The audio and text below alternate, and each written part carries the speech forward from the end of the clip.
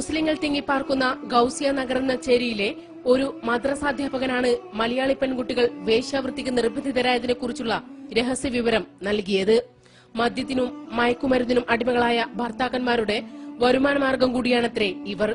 നാട്ടിലേക്ക് തിരിച്ചു ചെല്ലാൻ യാതൊരു നിർവാഹവുമില്ലാത്തവരാണ് വേശ്യാവൃത്തിയിലേക്ക് തിരിയുന്നത്.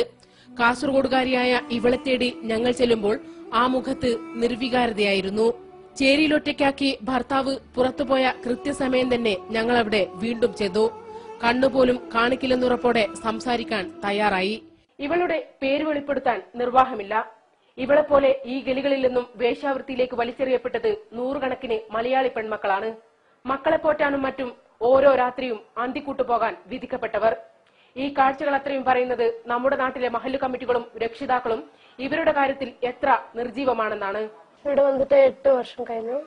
നമുക്ക് ഇങ്ങോട്ട് ഇവിടെ ജീവിക്കാനും ഫുള്ള് ബുദ്ധിമുട്ടാ. എന്റെ മാപ്പിള നോക്കിയ പണിക്ക് പോവൂല, കുടിക്കലും ഡ്രഗ്സ് അടിക്കലും ഇങ്ങനെ നടന്നുകൊണ്ടുണ്ടാവും. സഹായം കൂടി ഇല്ല. അതിനായിട്ട് ഞങ്ങൾ ഇങ്ങനെയൊക്കെ ചെയ്യുന്നതാ. നാട്ടിലൊന്നും അന്വേഷണം വരില്ലല്ലോ ഇങ്ങനെ? ഇല്ല ഇല്ല, ആരും അറിയൂല. ഇല്ല. അവര് ചെലവിനെല്ലാം കൂട്ടി തരുവോ? ഇല്ല, ആരും സഹായിക്കാറില്ല. അതിനായിട്ടല്ല ഞങ്ങൾ ഇങ്ങനെയൊക്കെ ചെയ്യുന്നത്.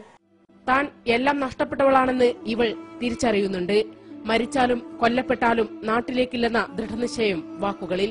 മലയാളി പെൺകുട്ടികളെ ഈ ദുരന്തത്തിലേക്ക് തള്ളിയിടുന്ന രക്ഷിതാക്കളോടും മലബാറിലെ മഹല്ല് കമ്മിറ്റികളോടും മൈസൂരിലെ കേരള മുസ്ലിം ജമാഅത്ത് കമ്മിറ്റിക്ക് ചോദിക്കാനുള്ളത് ഇതാണ്. മൈസൂരിനായിട്ട് വേറെ കർണാടക സ്റ്റേറ്റിൽ നിന്ന് ഏതെങ്കിലും ഒരു സ്ഥലത്ത് നിന്ന് ഒരു ഏലിയൻസ് വന്നിട്ടുണ്ടെങ്കിൽ ആദ്യം തന്നെ ഇവരുടെ ഡ്യൂട്ടി എന്താണെന്ന് വെച്ചാൽ പുറത്തുനിന്ന് വരുന്നവരെ ഇവിടെ വന്നിട്ട് പള്ളി കമ്മിറ്റി ലോക്കൽ കമ്മിറ്റിയായിട്ട് ബന്ധപ്പെട്ടിട്ട് അവരെ കുറിച്ചൊന്ന് അറിയേണ്ട കാര്യം അവർക്ക് കടമുണ്ട്.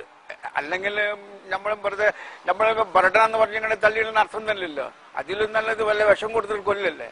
ഇനിയും കുട്ടികളെ ഇങ്ങോട്ട് അയക്കാന്നാണ്. അതിലും ഏറ്റവും ഗുണം എന്താന്ന് പറഞ്ഞാല് ആ നാടുകാണി ചുരത്തിന്റെ മുകളിൽ വെച്ചിട്ട് ഒന്ന് ഉന്തി കഴിഞ്ഞാൽ ഒരൊറ്റ തെറ്റ് അനുഭവിക്കേണ്ടി വരുള്ളൂ. മൈസൂരിൽ നിന്നും ക്യാമറാമാൻമാരായ ഷംസുദ്ദീനും ഷാഫിക്കുമൊപ്പം ഫൗസിയ മുസ്തഫ, ഇന്ത്യ വിഷൻ.